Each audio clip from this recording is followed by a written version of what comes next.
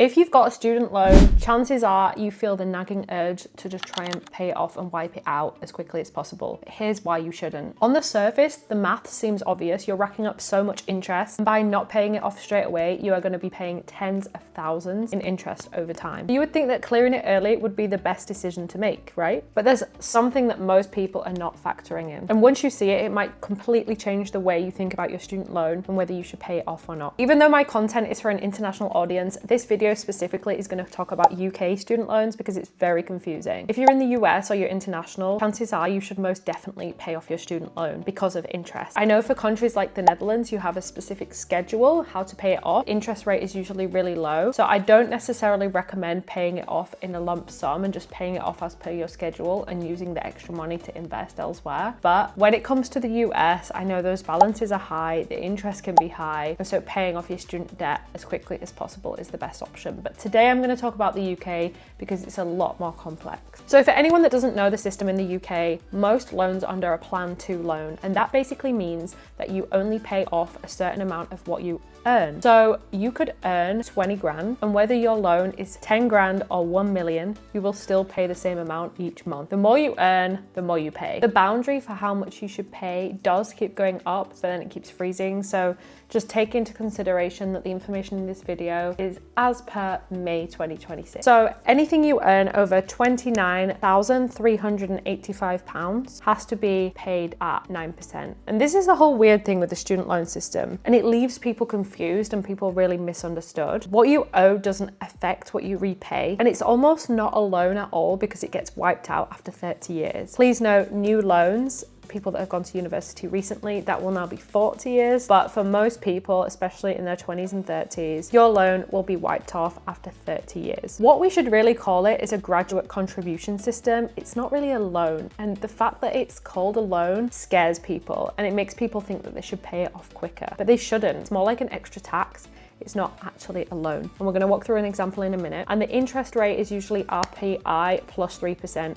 The government have actually done something recently where they've capped this at 6%, thank God, because Plan 2 student loans were at 7%. For me, it was 7%, which is completely ridiculous because the psychological aspect of it makes you feel like you should be paying it off. It makes you feel like you have a lot of debt because the balance gets so big so quickly because of compound interest. I talk a lot about compound interest on this channel, but this is bad compound interest because this is compound interest that's going against you. So this is why so many people are told to not pay it off. So the old conventional wisdom of a student loan, what did we used to think about it? What is said a lot about student loans? If you never earn enough to clear it, you pay a small amount and it vanishes. This is the old mindset, and it functions more like a graduate tax than a loan, right? Financially savvy people say invest instead. What is the right decision? We're gonna go through an example right now. In this example, we're gonna assume quite a high income because most people think if you earn a lot of money, you should be paying off your student loan because you're gonna be paying a lot of interest, right? So for ease sake, because the threshold is £29,385, we're going to assume that somebody earns 99,385. So that means that £50,000 of their income is subject to student loan. If you times this by 9%, this would be £4,500 you would be paying towards your student loan per year. You can type this into ChatGPT and get it to do the calculation for you, but you can basically say to it, okay, my student loan is £50,000 at an interest of 6%. I earn £99,385 minus the £29,385 threshold. This means that I pay £50,000 times 9%, which is £4,500 per year. How long will it take me to pay this off? ChatGPT will tell you, or Claude, or whatever AI service you want to use, will tell you that that will take you 17 years. So if you multiply 4,500 by 17 years, we get 76,500. This is assuming, of course, that you stay at the same salary, and this is why doing these calculations can be difficult. But if you assume that you stay at the same salary for the rest of your life, which is 99,385, you will pay 76,500 towards your 50,000 student loan. That means that you've paid 50k to the principal and 26,500 to the interest. So on the face of it, you look at that and you say, okay, I'm paying £26,500 more than I need to. Surely that means that if I have 50k set aside now, I should pay off my student loan. But not so fast, because with that 50k that you have now that you could pay off your student loan with, think about if you put that into investment. This is something called opportunity cost.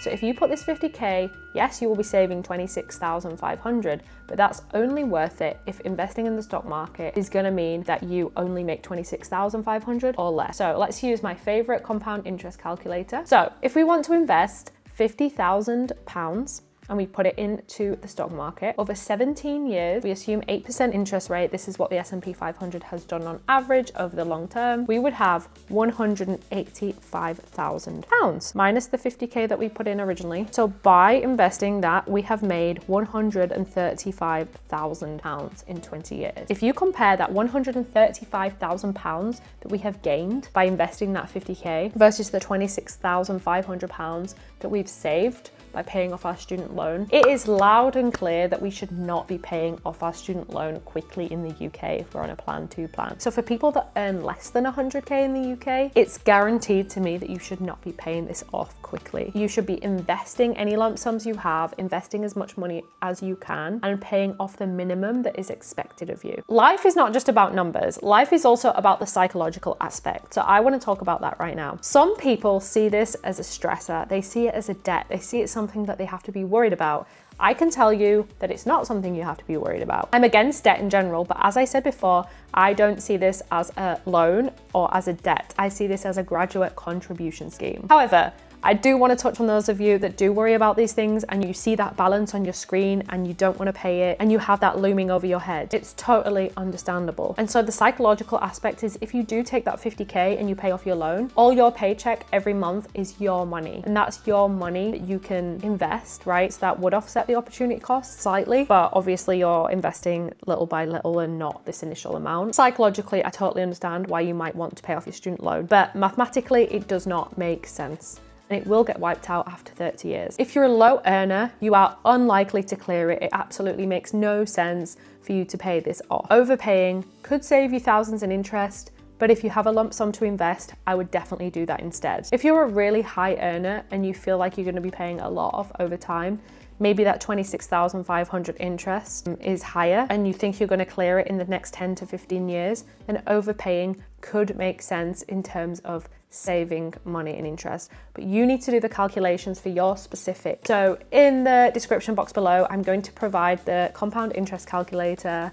I'm going to provide prompts that you can give to ChatGPT or Claude or whatever to help work out your situation. And then you can make a decision from your personal informed perspective. Run your own numbers and decide whether overpaying makes sense for you. As I say, I'll leave all the links in the description box below. Comment below what is your student loan balance if you're comfortable, and if not, just say what your opinion is about this topic, because this divides a lot of people. If you want to watch more videos on investing, personal finance, managing your money, whether you earn a lot or whether you don't, my videos are the place to start. I have playlists for investing, I have playlists for budgeting. So yeah, I'm looking forward to hearing from you, and I will see you in the next video. Bye.